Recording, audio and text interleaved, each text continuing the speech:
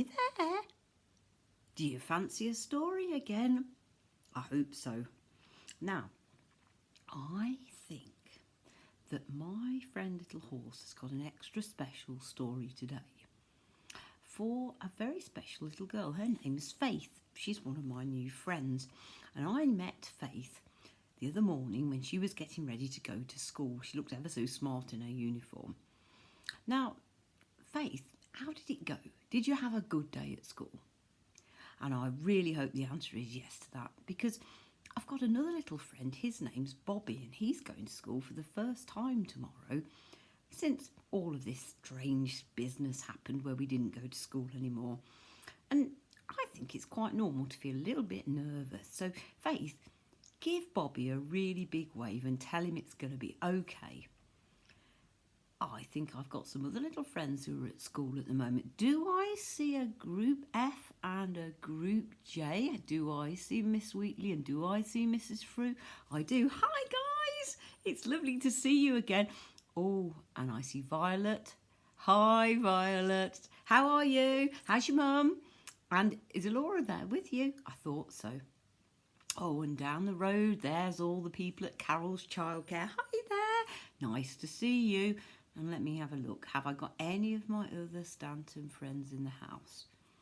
Henry, Ed, how are you doing? Alice, fantastic Eddie, nice to see you. Hannah, still no lemonade. What have I done wrong? Come on, bring me some lemonade over. Have I got Lola? There you go. You're going to love this, Lola. I just know. And have I got Matthew? Are you there with your brothers, Matthew? Is it just you and Mum? It's lovely to see you. Now then, I've got to look all the way to see whether I've got anybody anywhere else. Oh, yes, long way away. Hello, Edie. Hello, Ivy. Nice to see you again. How are you getting on? Let me have a look. Who else haven't? Oh, George. George Strong, are you there? Hi, George. Lovely to see you. Oh, and let's have a look. Have I got... Yes, my little friends Amanda and Lisa. Are you sitting comfortably, girls? Have you got your bedtime drinks? Lovely. Then shall we begin? He's here again. Shall we see? Come on out. Are you ready, Violet? It's your special friend. Hi. Oh, you're getting very brave, Little Horse. He wants to give a special kiss to Bobby. There you go, Bobby, that's for tomorrow. Okay? He says, Bobby, will you ring him and let him know how you get on at school? All right then. Hopefully we'll see you in a day. My favourite's in the story bag again today. Yes, come on, let's pull it out. Right. Now, this is a story I particularly knew that Faith would like, and I'm sure Edie and Ivy and Gracie would too. But we all like this story. Boys, girls, it doesn't matter. Does it, Little Horse? No, it doesn't matter. Now, I've got my little cat come to join me here as well, but I don't think you'll see her at the moment. She's... Dolly. No, she's not going to come and see us. That's fine. Little Horse, sit yourself down. You're a bit worried about going to school. You don't need to be. Do you know what? It'll all be fine. All right. He said he knows it'll be fine because you're all there, so it must be fine. Right, sit yourself down. This is called The Mermaid, the Prince and the Happy Ever After. And we can see it's Timothy Knapman and Adrian Meservey. I don't know who drew the pictures and who wrote the story. Wait a minute. Who's late? Hello, everybody in Colville. Come on, sit down. That's better. Now then, we'll start the story. Beachfront Castle had sprung a leak. I'm not surprised. It looks a bit old, doesn't it? A little bit decrepit. Oh, here comes the cat. To be precise, Beachfront Castle had sprung lots of leaks, but the king was too poor to make the repairs. He was so poor, his crown was made out of cardboard. A bit like those crowns we have when we're making them for the Christmas parties, eh? He was so poor that he had to get his dragon, whose name was Wilberforce, to stretch out his wings and plug all the leaks in the castle. Poor old dragon, can you see that? He doesn't look very happy at having to stay there for the whole of the time. And still, it kept on raining. It's no good, said the king. Pretty soon there won't be beachfront castle anymore. It'll be beachfront swimming pool. Look at the puddles. That's a bit like it is here. I don't know about you, but we had a massive storm last night, and now I've got little swimming pools where my plants are standing. There's only one thing for it, said the king to his son, Prince Bernard. You're going to have to marry a nice, rich princess. Then we can afford to have the castle repaired. Here's a list. There's plenty of princesses to choose from. Pick from here. I'm not sure I'd like anybody telling me I'd got to marry somebody off a list. I'm not entirely sure that Prince Bernard is all that keen either. Oh no, and now I see why. The first princess on the list was Princess Kipstum. But she was as quiet as a mouse. The next princess on the list was Princess Donna and Blitzen. And she was as loud as thunder. Yeah. And then there was Princess Arabella Shabam. But she had lots of magic powers, and Bernard did not fancy being turned into a toad if he upset her. But I'm not going to live happily ever after if I marry any of them, said Bernard, who took being a prince very seriously, and he knew that living happily ever after was an important part of the job. In fact, just thinking about the princesses made his head hurt. Yep. It can be like that, boys, can't it, when you have to think about girls? And sometimes girls when you have to think about boys. So Prince Bernard put on his chainmail trunks and his rubber crown and went for a swim to clear his head. And there you go. He's getting ready. Fantastic. Down, down and down he dived into the deep blue sea when suddenly, from far away at the corner of his eye, he saw something flash and glitter. What do you think it's going to be? I think there's a clue there in the tail. I was going for treasure chest, but I think I was wrong. As he swam closer, he found himself looking at the most beautiful girl he had ever seen. She had hair as gold as a goldfish and a smile like the sun shining on the surf. My name's Coral, she said. What's yours? Her words floated towards Bernard in little air bubbles, and the bubbles popped and against his ear and tickled like little kisses. Suddenly, Bernard's head didn't hurt any more, and he didn't stop smiling all the way home. I think Mr. Stevenson was like that when he met me. What about my little friends Amanda and Lisa? Have you met anybody who didn't stop smiling?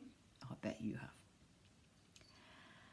A prince can't live happily ever after with a mermaid, said the king. When Bernard said that who he wanted to marry was in fact Coral. She'll be covered in barnacles. She'll invite the sharks round for tea. Hang on a minute.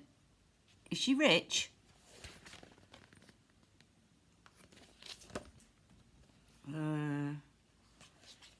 Well, I don't think she's got two pilchards to rub together, said Bernard happily. The king sighed. You don't love her, do you? Bernard went bright red, like a tomato. Oh, well, said the king, Wilberforce the dragon does love a wedding. think he's going to let him marry her.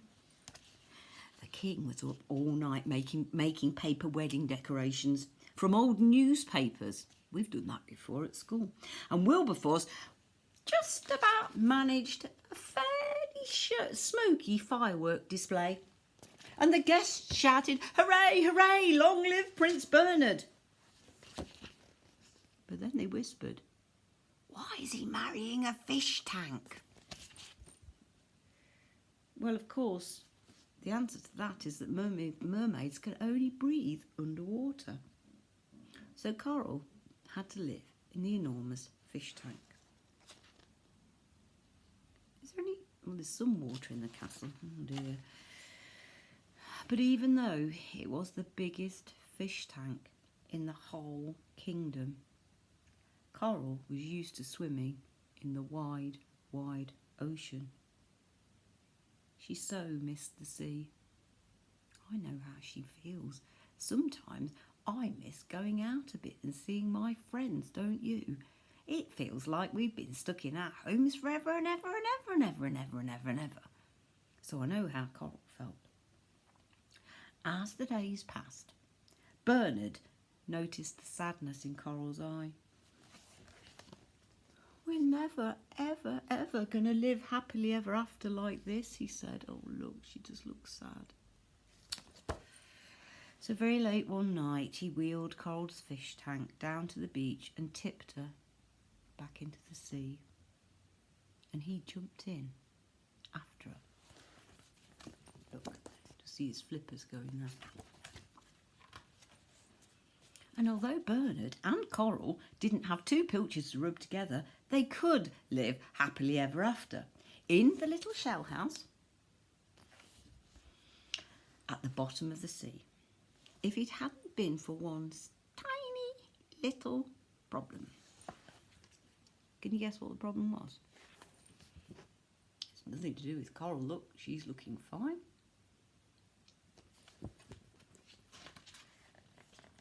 Princes, like us, all men and women, all humans can only breathe on top of the water.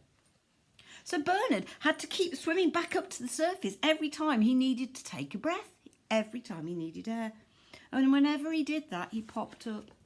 And what he saw was his own home, beachfront castle. And he gazed longingly as if he really wanted to go there. I'm doing that and pretending I can go and see some of my friends I haven't seen for a long time and my teachers.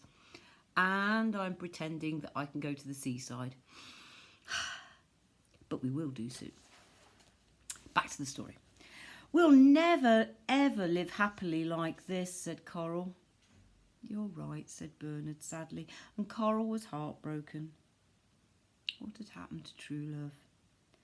How could they ever be together when one could only live under the water and one could only live above?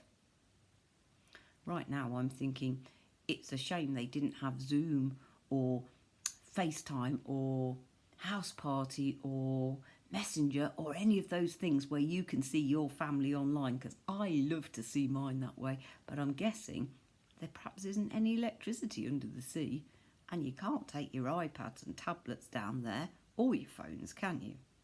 So they're in trouble. Until Bernard had an idea. And off he swam. Bernard ran back to the castle and burst in. "How lovely to see you," said the king. And Bernard waded through the water that Wilberforce had been trying to stop coming through the roof towards his dad. "What are you doing here?" said the king. "No time for that now, Bernard. I'm here to tickle Wilberforce." Tickle Wilberforce? Why is he going to do that? Should we find out? Wilberforce looked decidedly worried. Yep, I don't think he's keen on that idea. If he likes being tickled as much as Mr. Stevenson does, he would be worried. Bernard was particularly good at dragon tickling. And Wilberforce was a particularly ticklish dragon. was Wilberforce's job? What did he have to do? Was he stopping the water coming in through the roof? What'll happen if he's tickled? He's going to take his wing. Oh no, oh no, oh no. He giggled and giggled until one by one his claws and his wings and his tail popped out of all the leaks that they were plugging.